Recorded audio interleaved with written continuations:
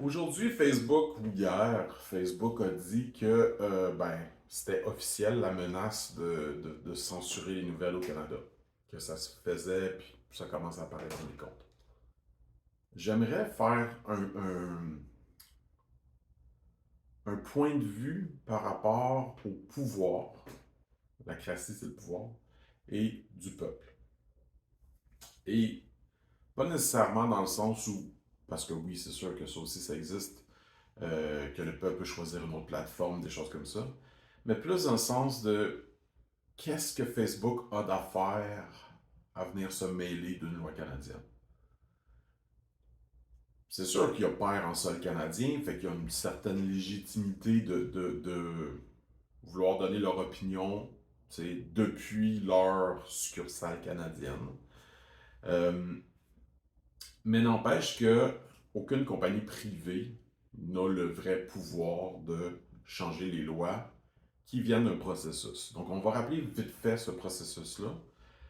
En gros, comment ça fonctionne dans notre société, c'est sûr que ce serait mieux qu'il y ait plus de référendums d'initiative populaire, mais bon, comment ça fonctionne dans notre société, c'est que il y a des débats qui commencent surtout au niveau des élections, euh, qui fait qu'on vote pour des gens qui représentent plus nos idées. Eux autres votent pour des lois qui sont révisées par le Sénat. S'ils sont approuvés à ce niveau-là aussi, et bien là, la loi entre en vigueur. Puis là, après, il y a tout le système de fonctionnaires qui l'implantent, que ce soit les policiers ou la GRC ou tout simplement des agents fédéraux dans des centres d'appel, peu importe.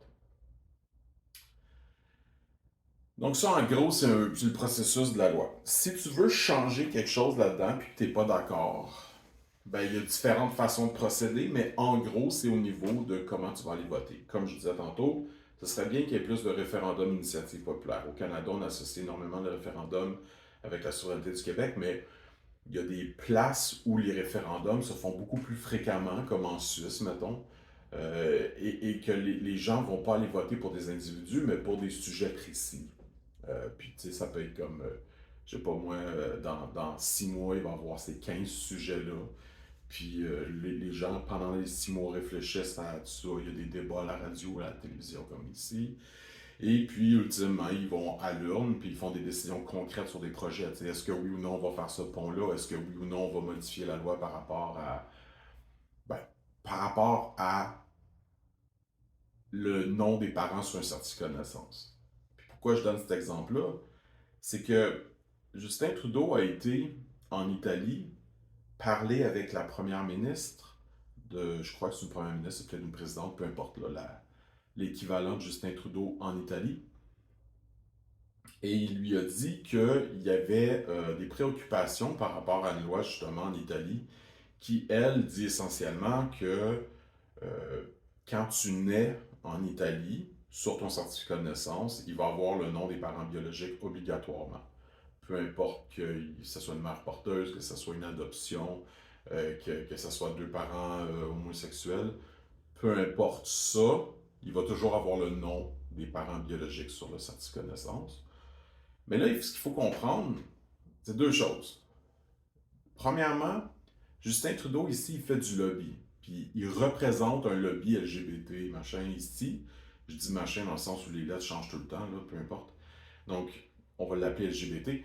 Le lobby LGBT qui s'en va en Europe. Puis qui va dire au travers de Justin Trudeau, on n'est pas d'accord avec votre processus démocratique.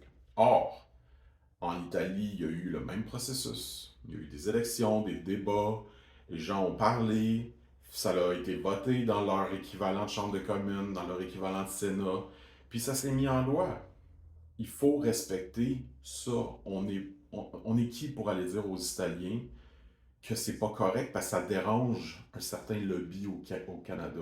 Puis ça, c'est important de le comprendre. C'est important de comprendre que c'est un lobby canadien qui fait ça.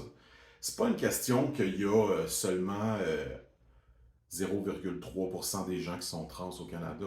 On peut quand même décider ensemble en tant que communauté de défendre ces gens-là et je pense qu'on le fait, on les protège, il y a des lois qui le font. Cela dit, il ne faut pas que ce soit une situation où ce 0,3%-là de gens décident pour les autres. C'est pas ça la démocratie. Ils ont le même vote, que toi et moi. Un bel exemple, c'est Pierre Clastre dans son livre Les chefferies indiennes, parlait des Autochtones qui, certaines structures d'autorité autochtone en Amérique du Nord, où le chef n'avait pas le droit de vote. Donc, mettons qu'il y avait un sujet autour du feu, le chef était un peu le chef d'orchestre du débat, les gens présentaient leur position, finissaient par voter, mais le chef ne votait pas parce que le lendemain, c'est lui qui avait le pouvoir exécutif d'appliquer la décision du village, puis à quelque part, c'est pas important son opinion.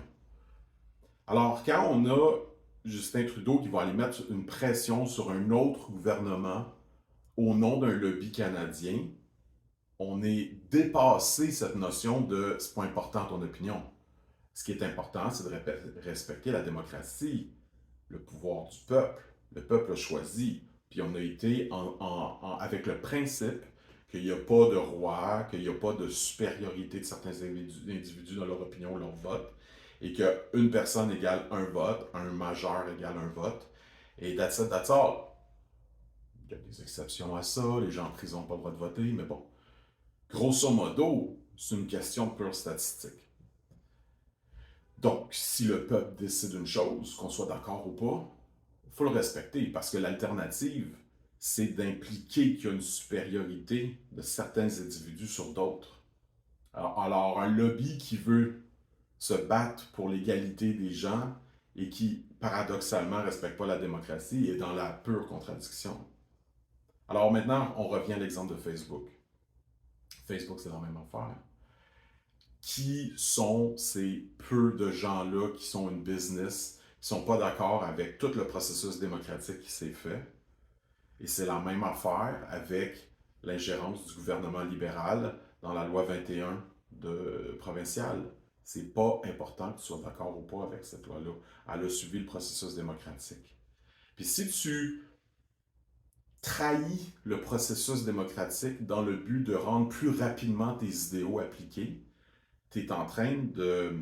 C'est quoi l'expression? C'est pas mettre la charrue devant les bœufs, mais tu es en train de. Bon, on va dire la version moderne de l'interprétation de mettre la charrue devant les bœufs, c'est-à-dire que tu nuis à ton dessein, D-E-S-S-E-I-N, tu nuis à ton projet, tu nuis au plan de tranquillement amener le peuple vers une plus grande autonomie et une plus grande capacité décisionnelle. Le peuple doit voir dans le jeu d'essai-erreur, comme la science, il prend une décision, il y a des applications, il y a des conséquences, puis il corrige. Puis c'est comme ça que tranquillement les démocraties évoluent.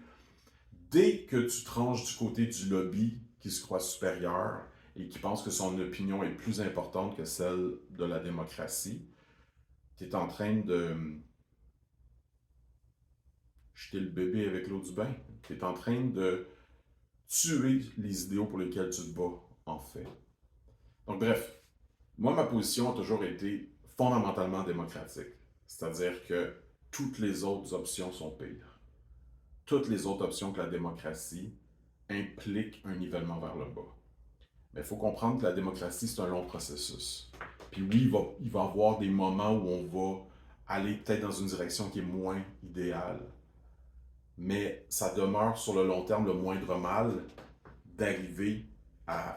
pour arriver à une société plus juste et égalitaire, parce que ultimement, les gens choisissent ce qui est bon pour eux. C'est pour ça que souvent, on va parler de social-démocratie dans certains pays. C'est juste une façon de dire que le processus démocratique existe depuis assez longtemps dans certaines structures, qu'il a amené la logique plus loin, et social, ça veut dire peuple. C'est un peu le même mot.